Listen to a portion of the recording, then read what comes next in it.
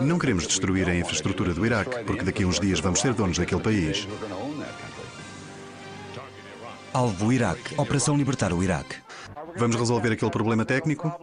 Tick-tock, it's time for a shock. Are you bored? It's time to get awed. ABC, NBC, CBS, CNN, Fox News, breaking news.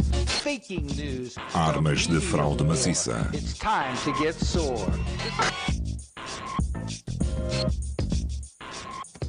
Havia duas guerras em curso no Iraque. Uma travada por soldados.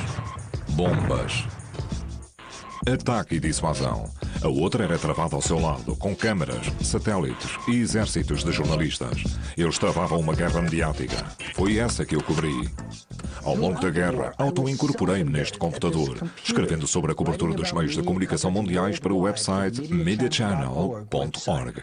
Todos os dias lia jornais e revistas, esquadrinhava os websites, escutava a rádio e estudava a cobertura televisiva. Mesmo à nossa frente, uma visão espantosa. É como se tivesse sido tirada de um filme de ação, só que é real. A guerra prosseguiu durante mais 720 horas. Assisti enquanto conseguia aguentar e não fui o único jornalista crítico. Cobri guerras suficientes para poder afirmar que nós nunca mostramos ao espectador, e estou-me a incluir a mim, até que ponto esta guerra é horrível. E não mostramos porque a câmara não o consegue captar. Mas mesmo que a um certo nível a câmara o consiga fazer, eles não permitem que o mostremos. Há certos tipos de grandes planos que não mostramos, manchas de sangue, crianças mortas, que não mostramos às pessoas, parcialmente porque viola certas práticas há muito estabelecidas como não coloques o sangue derramado na televisão. A cobertura das guerras do Golfo careceu de mais do que sangue derramado. O contexto e os antecedentes não estiveram presentes, assim como o papel que os Estados Unidos desempenharam para colocarem Saddam Hussein no poder e para o armarem durante anos. A Guerra da América no Iraque não acabou com o fim da guerra. Washington começou. As Nações Unidas impuseram sanções que, conjugadas com a crueldade do regime de Saddam Hussein, terão levado à morte de 1 milhão de crianças e à propagação de novas doenças. Uma misteriosa síndrome da Guerra do Golfo atacou os veteranos. Os Estados Unidos e a Grã-Bretanha impuseram zonas de espaço aéreo reservado, utilizando-as como cobertura para raids de bombardeamento anos antes da invasão de 2003. Nenhuma destas histórias recebeu a cobertura que merecia. Então veio o 11 de setembro. A administração Bush usou o ataque como pretexto para avançar com planos secretos para invadir o Iraque, elaborados antes do 11 de setembro. Os meios de comunicação estavam mobilizados a favor da guerra ao terror. Na América após 11 de setembro, uma retidão patriótica varreu a atividade informativa. Os pivôs televisivos colocaram bandeiras nas lapelas e escreviam um livro mostrando como a cobertura mediática contribuiu para o avanço do plano do governo para responder militarmente. Algumas histórias explicando por que nos odeiam deram lugar a isto. Tudo se tornou muito pessoal com o 11 de setembro. Eu estava no comando do meu batalhão naquela altura. Estava na ação de treino quando aquilo aconteceu. Aqueles atos inqualificáveis, os pilares da nossa força a serem atingidos por um avião. Podem imaginar como foi. Tudo se tornou muito, muito pessoal. Grande parte da cobertura jornalística alimentava exigências de retaliação. Havia frequentemente mais debates nas ruas do que na televisão. é o mesmo ódio que matou tantas pessoas.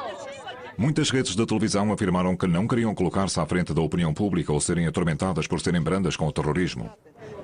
Eles não me amam e eu não os amo, está bem? Amam os vizinhos? Esta confrontação no Ground Zero, em Nova York, mostra o que aconteceu quando uma ativista pela paz apelou ao entendimento global. E nós? Importa-se com os seres humanos que aqui estão? É o 11 de setembro, estamos no Ground Zero. Se eles nos fazem alguma coisa, não vamos repostar? Não fazemos nada? Eles não fizeram nada, o Iraque não fez nada à América. Portanto, está a dizer que não há problema em matar inocentes. Ouça, se é para o bem de todos, vamos em frente. Ofereci-me como voluntário, sabe porquê? Para que possas ter liberdade, para que tu possas ser livre, ele coloca a vida dele em risco. Não esqueçam que os meios de comunicação americanos são baseados em Nova York. E todos os repórteres de Nova York viram as torres do World Trade Center desmoronarem, o que fez com que se tornasse um assunto pessoal para eles. Havia um sentimento de medo e vingança. E isso refletiu-se na cobertura da guerra do Afeganistão e na guerra ao terrorismo. Podemos estar errados em relação a algumas coisas que transmitimos. Danny Rather, da CBS, no dia 22 de setembro de 2002. Estou disposto a dar ao presidente e aos militares o benefício da dúvida. À medida que avançámos para o interior do Iraque num tanque de prevenção, os meios de comunicação iam mantendo uma espécie de romance com o governo.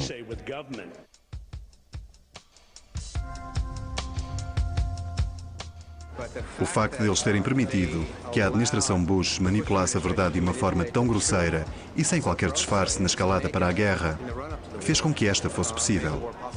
The United States of America will not permit the world's most dangerous regimes to threaten us with the world's most destructive weapons. Entretanto, Washington insistia. O Iraque tinha de ser desarmado. Tinha provas que Saddam possuía armas de destruição maciça que ameaçavam o mundo. The world knows that Saddam Hussein recently saw significant quantities of uranium. Saddam Hussein's got O processo de transformar Saddam Hussein num demónio continuou durante 5 meses. Durante a escalada para a guerra do Iraque, os meios de comunicação americanos, incluindo a maior parte das redes de televisão e o New York Times, transmitiam a invenção da administração sobre a ameaça do Iraque sem colocar em grandes questões. Sem o seu apoio, não poderia haver consenso para a guerra.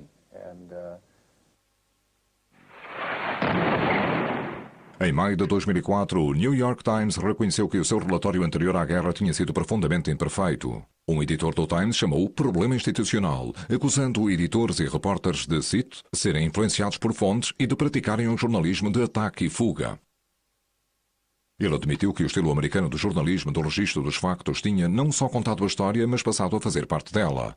Cito, a cobertura da guerra não corresponde ao Times no seu melhor. É claro, só agora estamos a saber muitas coisas que simplesmente assumíamos como precisas e que não eram exatas de todo.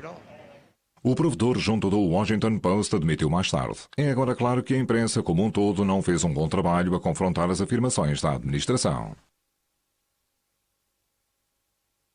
As perspectivas críticas, perspectivas sobre alternativas à guerra, todo o estilo de esforços e discussões dos movimentos a favor da paz desapareceram virtualmente dos meios de comunicação, naquele preciso momento em que uma sociedade estava a decidir se ia entrar em guerra ou não.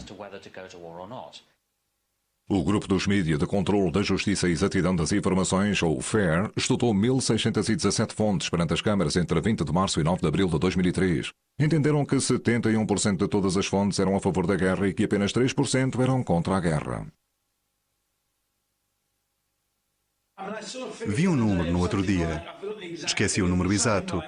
Mas terão sido utilizados qualquer coisa como 800 especialistas durante a guerra em todas as emissoras americanas. E apenas 6 se opunham à guerra. Isso parece um estranho estado de conivência. Na escalada para a guerra, os dissidentes eram marginalizados, os debates eram limitados, os protestos e os opositores eram vistos, mas raramente escutados. Houve uma cobertura muito pobre do facto de haver um movimento anti-guerra. Do que nem sequer houve qualquer cobertura foi da análise. Do que estávamos a tentar dizer acerca do que estava errado com a guerra. Porque é que nunca devíamos ter ido para a guerra, porque é que tínhamos de determinar o que estava por detrás dela. Essa análise nunca chegou à corrente dominante dos meios de comunicação. O provedor junto do Washington Post, Michael Gettler, indignou-se contra o seu próprio jornal por não informar ou exibir deficientemente coberturas de grandes manifestações aqui e no estrangeiro. Se invadirmos o Iraque, há uma estimativa das Nações Unidas que aponta que até 500 mil pessoas serão mortas ou feridas. Temos o direito de fazer isso a um país que não nos fez nada? Aterrados com as notícias, os ativistas tentavam comprar tempo de transmissão para anúncios contra a guerra, como este. Nenhuma nação temente a Deus tem esse direito. Viola a lei internacional, viola a lei de Deus. A maior parte das redes da televisão não passaria os anúncios nem mesmo pelo dinheiro. Muitos ativistas irritaram-se com as principais correntes noticiosas, virando-se para centenas de sites na internet. Também se viraram para estações de televisão estrangeiras, especialmente a BBC.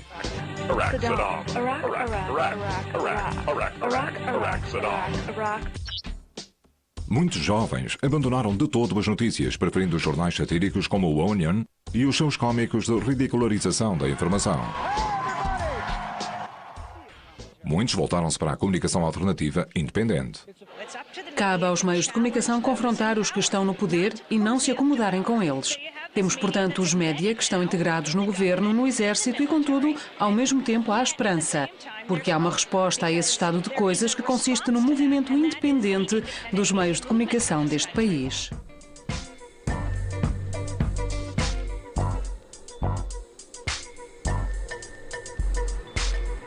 Um exército noticioso global foi erguido antes da guerra irromper. Em todos os lados do conflito, as estações noticiosas eram chumbadas ou controladas pelos governos. O repórter independente Robert Young Pelton, autor deste livro best-seller The World's Most Dangerous Places, seguiu as ações dos meios de comunicação. There was never any sense that we might go to war. It was always like, we're going to attack Saddam Hussein and here's why.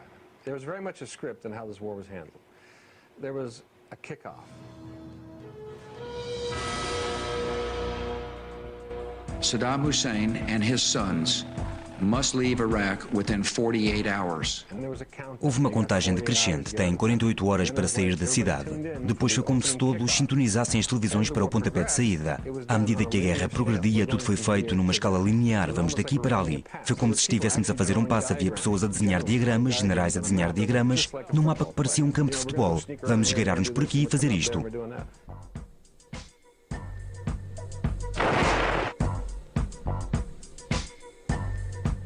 Esta metáfora desportiva oferecia uma narrativa simplificada, imitando um formato televisivo familiar. Quando a ida de Pelton para o Iraque foi retardada, o seu foco voltou-se para a imprensa. Acabei por ser a única pessoa inserida no meio dos jornalistas durante a guerra num hotel elegante na Jordânia.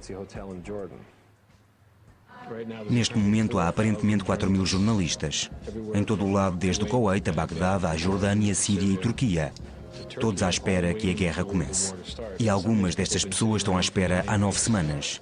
Viviam em hotéis de luxo, todos a custos elevados. Encontravam-se no bar todas as noites.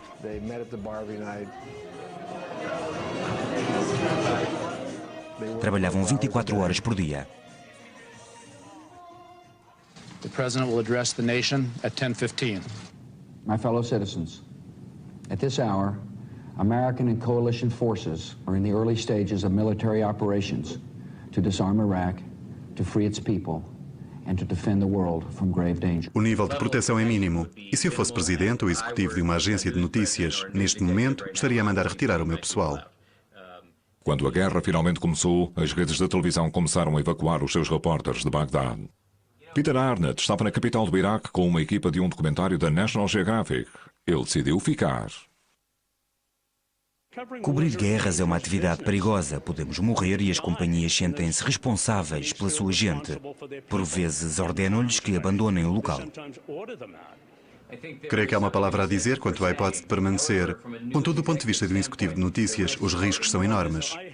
Tenho uma espécie de tendência genética para ir para áreas perigosas, sem me preocupar demasiadamente com isso. O que é interessante é que os militares americanos estavam a tentar intimidar os jornalistas. Diziam, vocês sabem que vão ser um alvo. E os jornalistas diziam-nos constantemente, olhem, estamos aqui, estas são as nossas coordenadas, não disparem. Toda a gente sabia que os jornalistas estavam naqueles hotéis. Foi por isso que eles foram para lá. Também é sabido que se vai haver uma situação de choque e dissuasão. É necessário alguém para a gravar. A única coisa que deixaram de fora foi o facto de que precisávamos dos meios de comunicação para travarem esta guerra. A guerra foi montada para ser filmada e gravada pelos mídia, portanto gerou-se uma relação simbiótica bizarra.